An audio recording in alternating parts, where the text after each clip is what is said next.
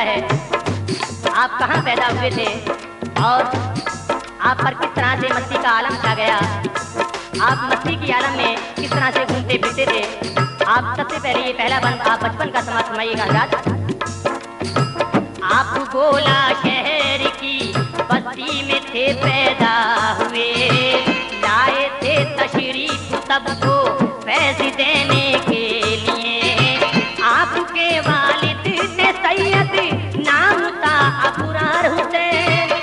घराना आपका ऊंचा बहुत आला तरीन, आपका बचपन से ही लगता था संजीदा मिजाज।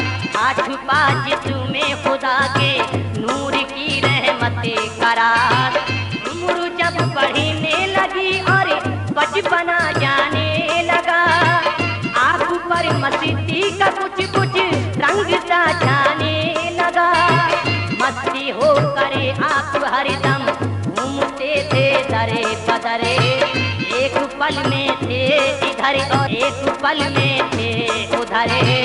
जब वहाँ रहते हुए भी आपका मन ना लगा, उस जगह को छोड़ने का आपका मन तब हुआ।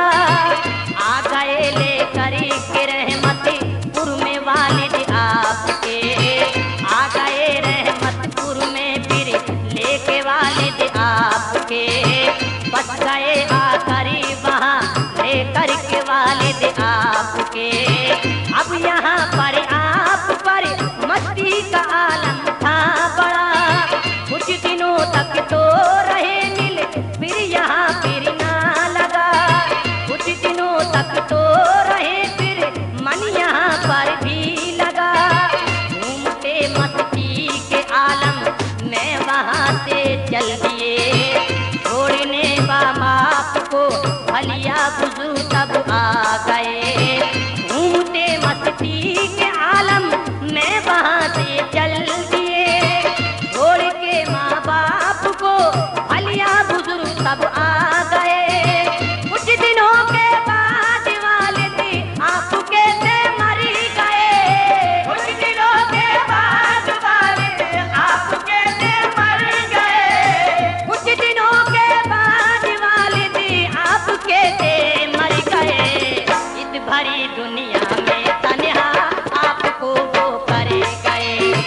इस भरी दुनिया में तन्हा आपको वो कर गए। इस भरी दुनिया में तन्हा आपको वो कर गए।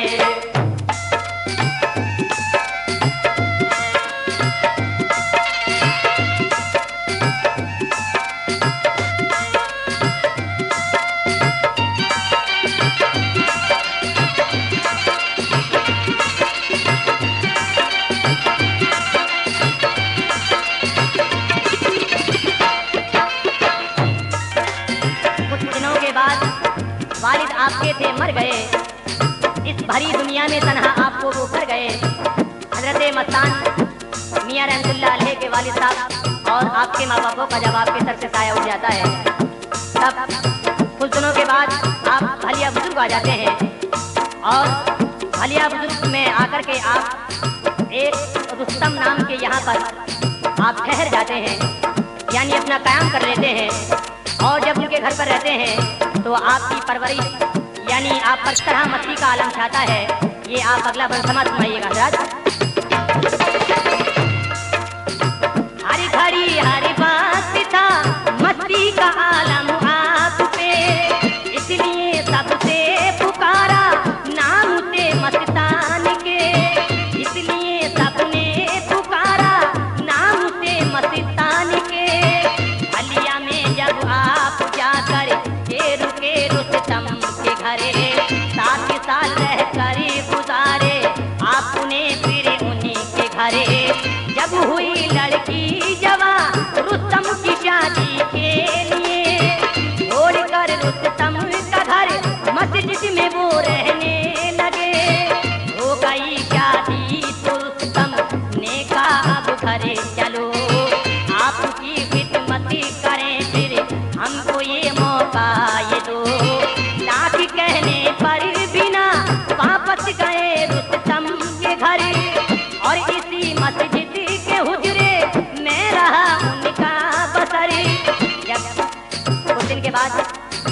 रुस्तम की लड़की जवान हो जाती है, तब हजरत मस्तान शाह रहमतुल्लाह अलैह से वो रुस्तम कहते हैं कि आप बाबा आप कुछ दिन के लिए, आप 4 या 5 दिन के लिए आप मस्जिद में ठहर जाइएगा। तब मस्तान मियाँ आपके घर से मस्जिद में ठहर जाते हैं वहाँ जाकर के, तो आपको वहीं पर आपका खाना पीना सब वहीं पर भेजते थे। लेकिन जब आप अपनी लड़की की शादी कर देते हैं, तब आप मस्तान मियाँ रहमतुल्लाह अलैह से कहते हैं कि बाबा आप घर चलो, लेकिन बाबा इस बात से इनकार कर देते हैं। उसके बाद फिर क्या होता है आगे समाज कीजिएगा हज़रात। लाख कहने पर भी ना वापस गए रुस्तम के घर, और उसी मस्जिद के हुजरे में रहा उनका बसर। फिर कार रुस्तम ने बीवी से ये मासूम मन सुनो, फिर कहा रुस्तम ने बीवी से ये मासूम मन सुनो, रोज खाना वक्त पे बाबा को पहुंचाया करो, एक भी दिन भूल से नागा नहीं करती थी वो, एक भी दिन भूल से नागा न करती थी ये वो। एक था रुस्तम का बेटा कहते थे मुन्ना से, रोज खाना भेजती थी आपको मस्जिद में वो, एक भी दिन भूल से नागा नहीं करती थी वो। एक था रुस्तम का बेटा कहते थे मुन्ना जिसे, उससे थी बाबा को उल्फत पास रखते थे उसे। मुन्ना को भी आपसे दिल से मोहब्बत हो गई, मुन्ना को भी आपसे दिल से मोहब्बत हो गई, मुन्ना को भी आपसे दिल से मोहब्बत हो गई। जिंदगी की हर एक खुशी मुन्ना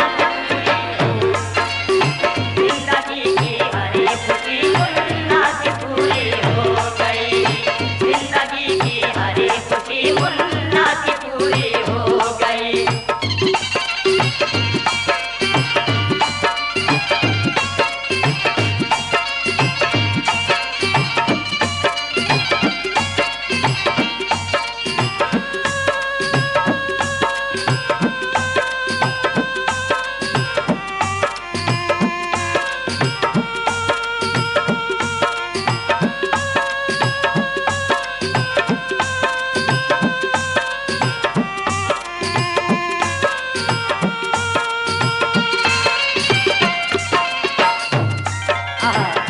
मुन्ना को भी आपसे दिल से मोहब्बत हो गई, जिंदगी की हर खुशी मुन्ना की पूरी हो गई।